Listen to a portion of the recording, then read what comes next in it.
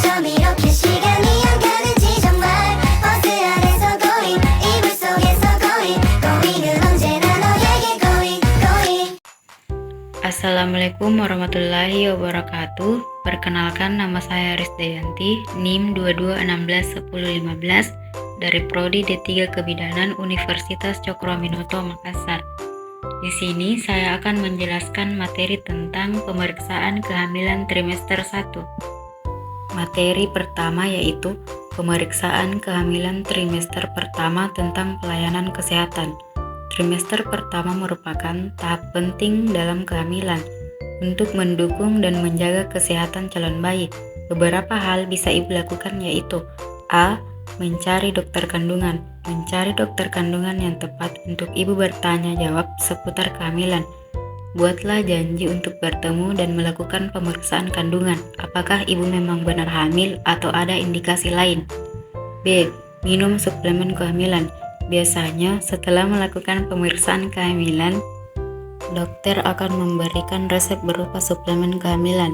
Suplemen ini umumnya mengandung asam folat yang tepat untuk mencegah janin mengalami masalah pada otak dan sumsum tulang belakang seperti spina bifida.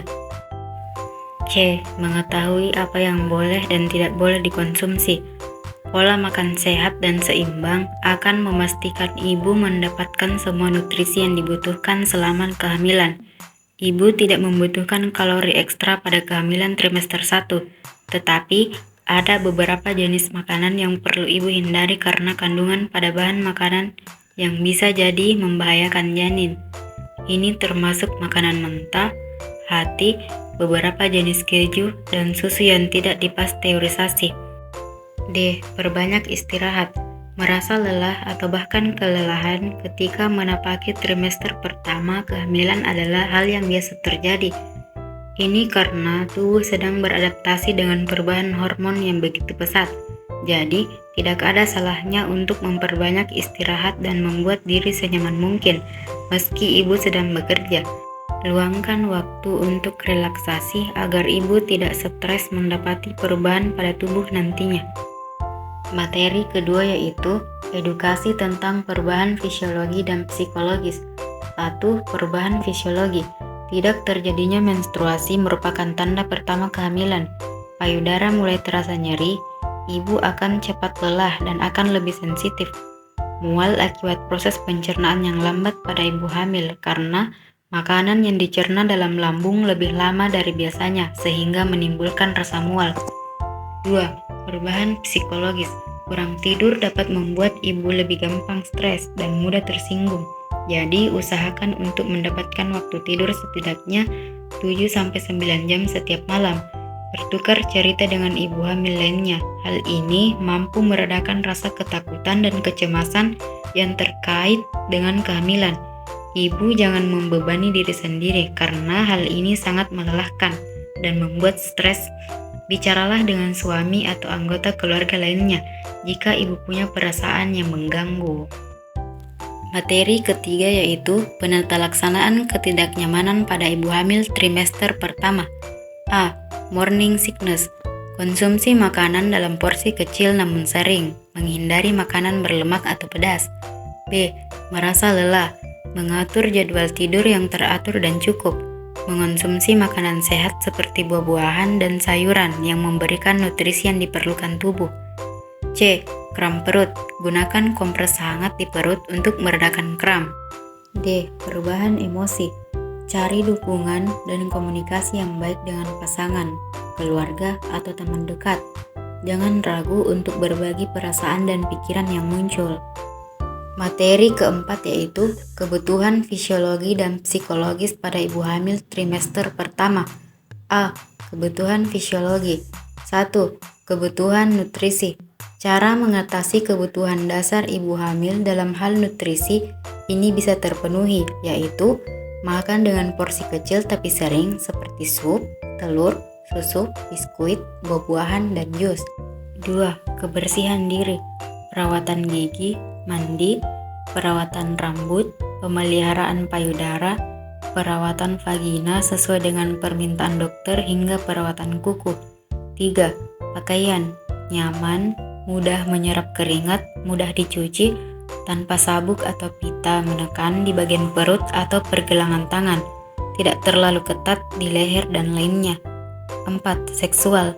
Saat hamil muda, hubungan seksual memang lebih baik dihindari, apalagi jika ibu hamil pernah keguguran berulang, jadi dapat mengancam kehamilan dengan tanda infeksi, pendarahan, dan air ketuban pecah. B. Kebutuhan psikologis. 1. Support keluarga.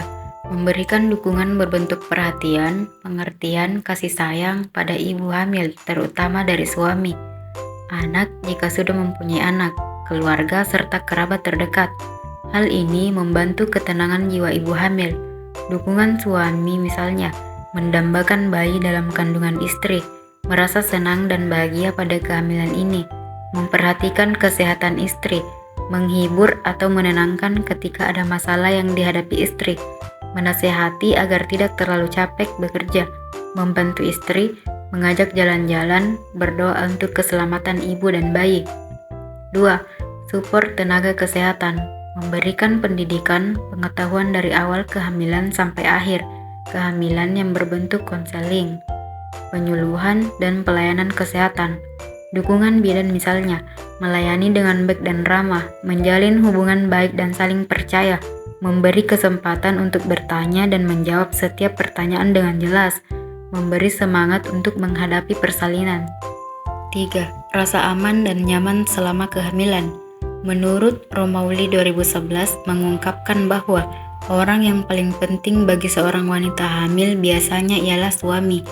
Wanita hamil yang diberi perhatian dan kasih sayang oleh suaminya menunjukkan lebih sedikit gejala emosi dan fisik, lebih sedikit komplikasi persalinan, dan jauh lebih mudah melakukan penyesuaian selama masa nifas. 4. Persiapan menjadi orang tua. Pasangan yang menanti anggota baru dalam keluarga, yaitu datangnya seorang bayi, merupakan tanggung jawab besar. Bagi seorang ayah merupakan beban besar dari segi biaya, termasuk biaya kehamilan, biaya persalinan, biaya peralatan yang diperlukan ibu dan bayi, kebutuhan tambahan setelah anaknya lahir. Semua ini harus disiapkan dengan perencanaan matang. 5. Persiapan sibling. Persiapan anak untuk menghadapi kehadiran adiknya, yaitu support anak untuk ibu, wanita hamil, menemani ibu saat konsultasi dan kunjungan saat perawatan akhir kehamilan untuk proses persalinan. Apabila tidak dapat beradaptasi, baik dapat terjadi kemunduran perilaku, menghisap jari, ngompol, nafsu makan berkurang, rewel, memberikan perlindungan dan perhatian, serta ikut dilibatkan dalam persiapan menghadapi kehamilan dan persalinan. Materi kelima yaitu edukasi perkembangan janin pada kehamilan trimester pertama. A. Bulan pertama, minggu 1-4.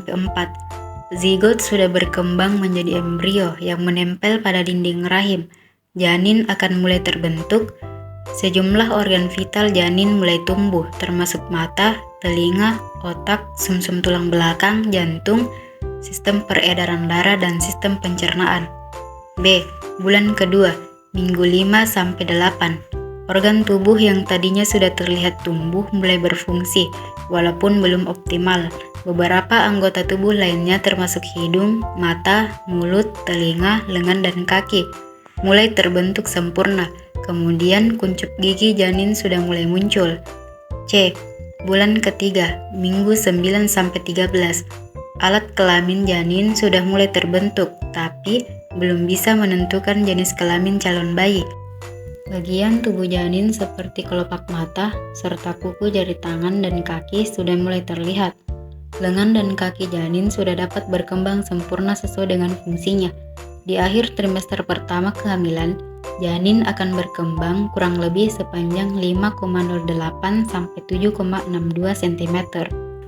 Materi terakhir atau materi keenam yaitu edukasi tanda bahaya kehamilan pada trimester pertama.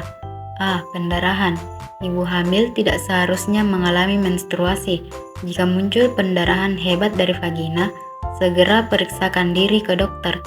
Pendarahan pada ibu hamil bisa menjadi tanda awal terjadinya kehamilan ektopik atau infeksi. B. Nyeri parah di bagian perut atau panggul. Salah satu ciri kehamilan ektopik atau kehamilan di luar rahim adalah nyeri parah di bagian perut atau panggul. Tidak ada pencegahan khusus untuk menghindari kehamilan ektopik. Satu-satunya cara untuk mengatasi kehamilan ektopik adalah melalui operasi. C. Demam tinggi. Sebaiknya segera periksakan diri ke dokter jika mengalami demam semasa hamil untuk mendapatkan penanganan yang tepat. D. Muntah berlebihan. Muntah terus-menerus selama kehamilan bisa menyebabkan dehidrasi atau penurunan berat badan secara drastis.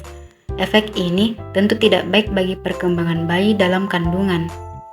Itulah tadi materi dari saya, lebih dan kurangnya mohon dimaafkan. Wabillahi taufik wal hidayah. Wassalamualaikum warahmatullahi wabarakatuh. 버스 안에서 going 이불 속에서 going